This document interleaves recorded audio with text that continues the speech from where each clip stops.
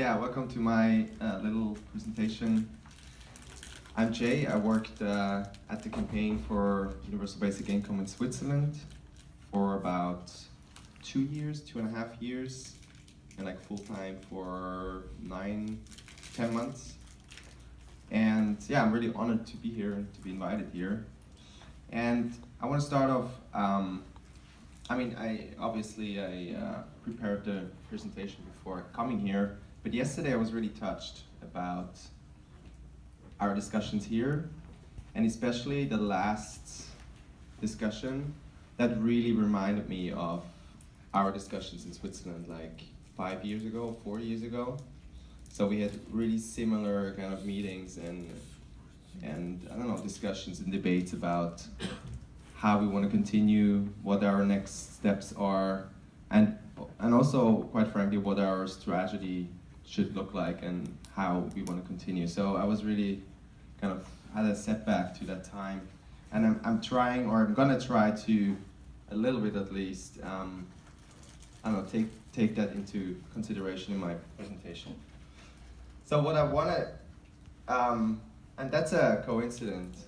I really wanted to tell you about kind of the baseline of our strategy in Switzerland, like why and how comes that we took this strategy of a referendum and how we designed it and how we went about it.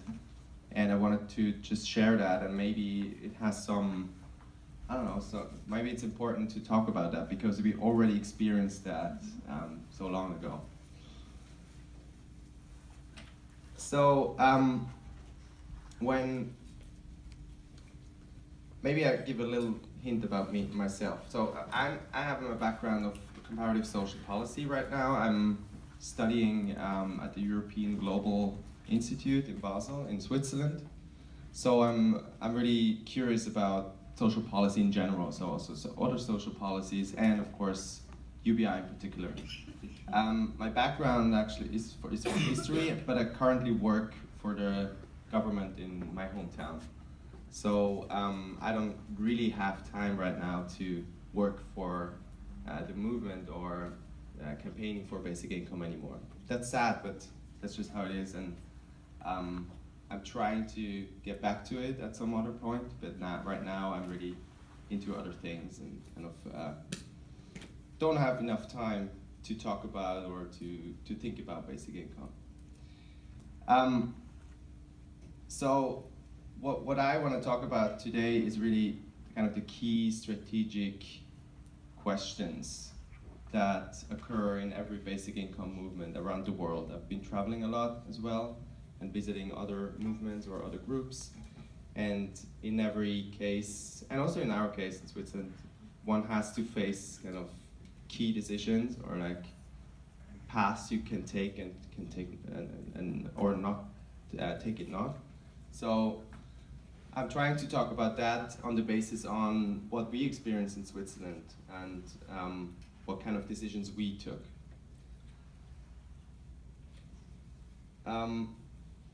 So the two key kind of key strategies or key paths you can take with UBI in my experience. And also yesterday we saw there's a lot more to it. There's a lot more strategies and a lot more decisions you can take. But I want to pick like the two that for me are most important are in a way the pragmatic strategy versus, I'm not saying versus, those are not like opposite strategies. You can still implement from each kind of strategy certain elements, or you can combine them. I'm not saying this is like, okay, you're gonna take this route and then it's just everything about that. I don't believe in that, but generally there's still a very different set of elements or paths to go. And I would call them pragmatic versus principle. Let's just go with that. And maybe we can, in discussion, we find other terms. So the first one is the pragmatic strategy, and I think coming here and talking to people here, I think that's the number one.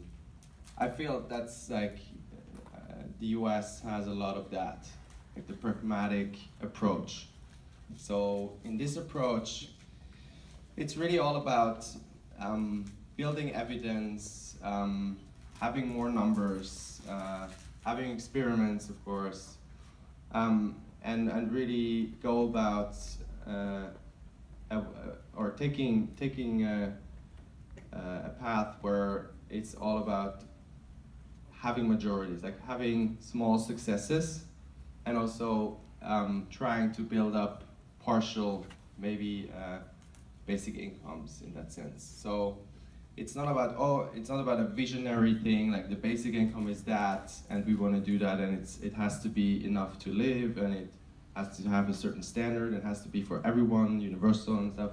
So it's in this approach, I feel it's more about having small victories and kind of building up something. So that's what I experienced here mostly. And we had the discussion yesterday, so that's just one approach to it. And also, what is very important in this basic strategy, as I experience it, is having clear models how things are done. Like, so if we introduce a basic income, it will cost this and this much. So it's very sophisticated in that sense and very policy orientated. So, and the second strategy I call the principal strategy. That's the strategy we took in Switzerland. It's very different from that. And basically, so I said before, I'm reminded of our meetings 5 years ago, and well, we basically also sat in a room and discussed how we could continue the work with universal basic income. So how we could start a movement and start something that was actually going somewhere. And there were many people in the room, like people from academia or people from research backgrounds or policy backgrounds. And they said, yeah, are you crazy? Why would you, well, how can you propose such a thing like universal basic income? Because it's never having a majority anyway. It's just going nowhere. It's just, yeah, you're kind of stupid to do that, to wanting to do this kind of idealistic, very unrealistic in that sense, universal basic income.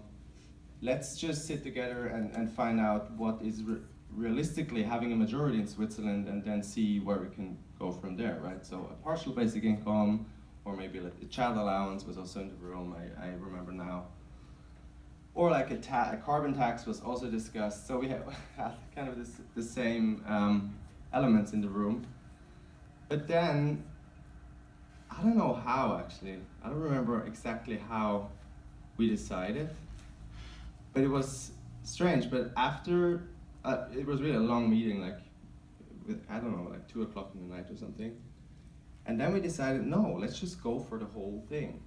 Let's just try it. Let's just see what people think about the vision of it, like the actual thing. That's what we're actually talking about. It's not, we're not talking about like, oh, it would be nice to have, 100 Swiss francs for children more, or like for, some families should get a little bit more or something like that.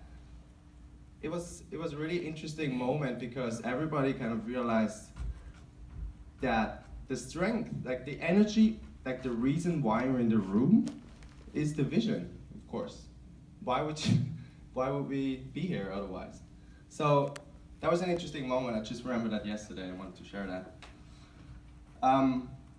So we really went that direction. So we went for the vision. We wanted to present or to discuss and debate and kind of encounter with people along the lines of a universal basic income, but an actual universal basic income.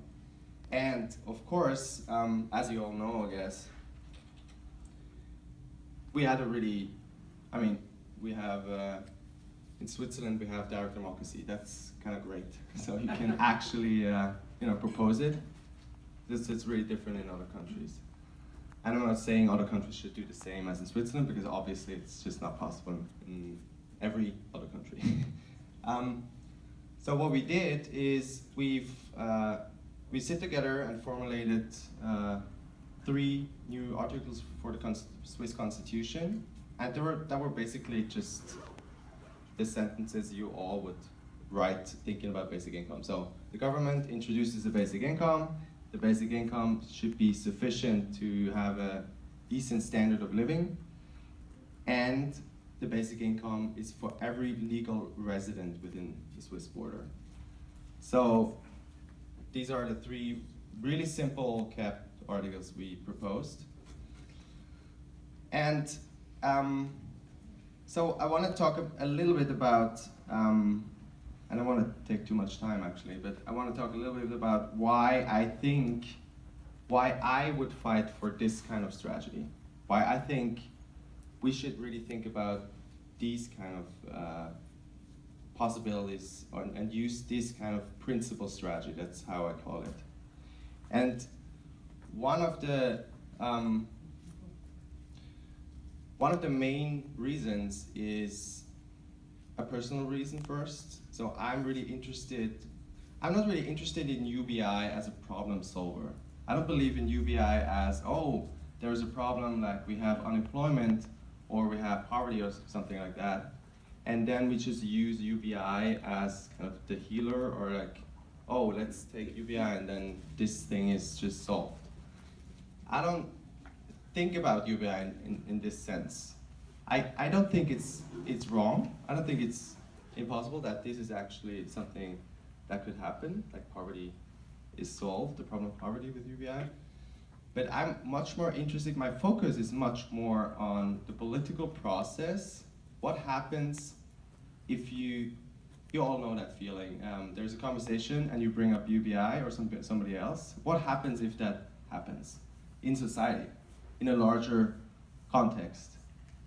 Like, what do people think about work and income and themselves and others in general? And what happens if you insert the idea of UBI? What kind of disruptive outcome will you have? And that was also my main focus and my main interest in the whole process of the referendum. So it was not really about, what is the best model of UBI, for example? I mean, other people have that interest. Or how do we come up with the funding for UBI or whatever? Like, there's so many questions attached to UBI. But my specific interest is really what is psychologically and socially happening when you talk about or when you discuss UBI. And quite obviously, it has a huge impact.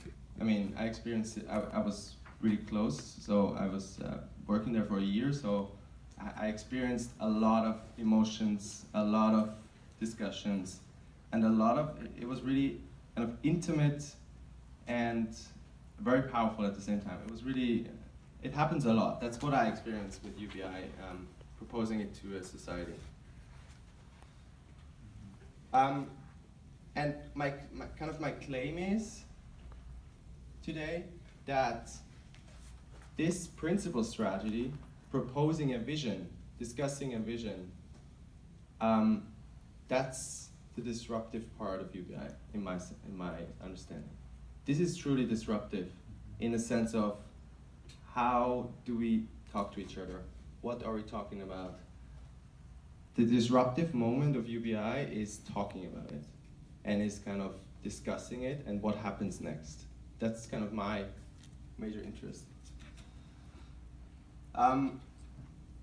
So why is it disruptive? That's my last thing.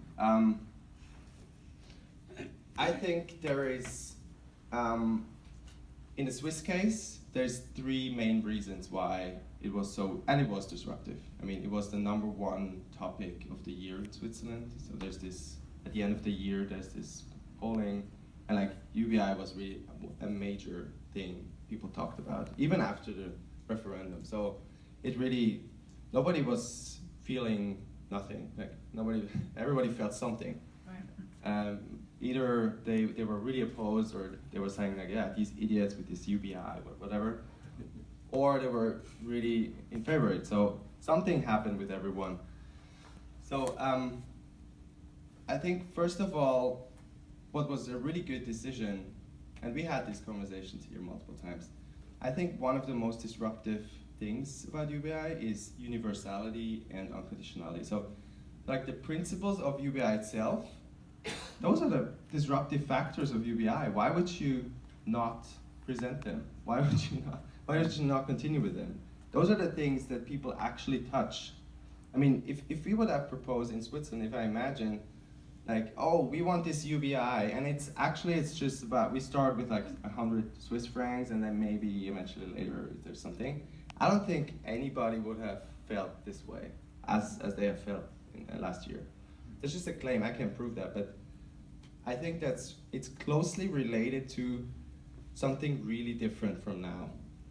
And if we lose that, that's just my guess, I think we lose a lot, especially in terms of building a movement and kind of building something for the future on a long shot. Yeah, I think we should really stick to that. That was my general feeling. And that was one of the main reasons why UBI was so disruptive in Switzerland.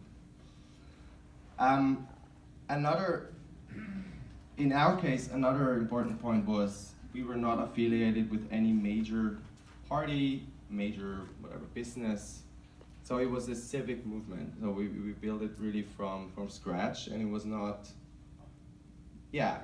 known to be coming from somewhere like, oh, this is, Democratic Party something movement, or it's like a green movement or something. So we were really independent in that way. I'm not saying that's the best way to go. I'm not saying that's required, but in our case, that was I think a disruptive point. And then the result of that was really a heterogeneous movement. So we were really, yeah, that's true. How much time do we have? You have. Oh, it's fine. 4 minutes, yeah. Okay. So another thing was we did a lot of polling after the vote took place, and the results were really interesting because after that we had a better feeling what this movement was about, like what their values are, what are the values of the people who voted yes for basic income. That was an important question for us. And also, what were the values of those who voted no, of course. And one of the surprising things was it was not at all clear who they were. It's not like, oh, those are the guys who vote for basic income. They're green and they always vote for, left politicians, and I don't know, they're vegan or whatever. But that was not the case. Yeah, it could be. And it was portrayed by the media, it was strongly portrayed like that. Like, oh, those are, far left people, whatever. That was not the case at all. So there are patterns within the movement. There are strong age patterns, for example. So just one thing, a side note, is that there's many young people voting for UBI. It's amongst people between 18 and 25, we had around 40% yes. I mean, that's a really large difference to the average. And there is surprisingly, not that surprisingly, but amongst people from 50 to 65, so like before being retired, we had a significant higher approval rating, so it was around 35. And those are the people who have the problems to actually re-enter or even enter into the job market. So that's one of the main reasons, I think, for that. And in other countries, I think it would be similar. So, but back to our movement. So the movement is that there is some patterns, and if you're interested, I'm glad to talk about it after. But there are no clear, classic political labels you can put it on. It's not like, oh, this is a green left movement or something like that. And to get into detail would be, I think, too complicated for now, but we can talk. I'm glad to talk about it later.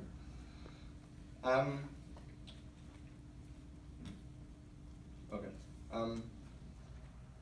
I think one other reason, or why I would label the whole thing as very disruptive, and in a way, in that sense, very powerful, is that people felt that this is a debate with a lot of quality. It's like, oh, this was worth it. That was the general feeling after the referendum, and that's not normal, like in Switzerland, because we have a lot of referendums. So that was not to have a referendum about UBI was not special at all. Like nobody thought like, wow, referendum, because we have around 12 to 15 referendums a year. So every like 3 to 4 months we have those referendums and take these votes. So there is a rhythm to that, and it's not, nobody's freaking out about having a referendum on UBI. But still, after having the vote, taking the vote, we ask people, so are you expecting or do you want another referendum in the future? Not now, of course, like in 7 to 10 years. I think we even said that. And 69% was saying yes. Wow. We want that. So, and that was right after the vote. So, people were not feeling like, oh, this is over now. That's the first takeaway, I think. And as well, they want to continue the discussion. And you can feel that in the media, and people are bringing up the topic. It's not off the table, not at all. And the most surprising thing was 62% of no voters. So if you correlate that, that's a very strong sign. So people appreciate the debate. And I don't know, for me it's a strong indication that we should really talk about the vision. We should talk about the thing, the reason why we're here. Kind of. And of course it's very interesting also to create majorities right now, or trying to insert like some sort of basic income. I'm not against that at all. What I'm saying is, let's not forget about what we're actually all about. I mean, what we want in the first place, because that's not only the reason why you are touched by the idea, but it's actually everybody's touching point. Everybody's about that in a way, and to find the solutions or kind of to apply for it, trying to insert it into the current system, I think that's a very complicated and very important task. Yeah, but still, that's why I'm here. I'm saying let's talk about the principles, and also in those countless encounters with people I've been with, because I helped collecting the signatures. I mean, I was actually organizing the signature collecting, but I was also on the street a lot, maybe talking to more than 2,000, like maybe 3,000 people about the issue. And that's just, the people are touched by the principle. They're touched by, oh, what? Unconditional? That's kind of the point where you get the discussion going. That's the point where people are, stop for a minute and then talk with you. That's the reason why, in a way. So, yeah, let's not lose the principles, and also let's try to value enough the actual discussions, the process. Let's value that a lot, I think. That's my main takeaway from the campaign, is that was totally worth it. And the 23% are great. It's just great, because it's a start, and I don't really care actually, because we made all these encounters, and so many people thought about it or were touched by kind of this vision. So I think that's the actual reason why I've been doing that. So yeah, thank you very much.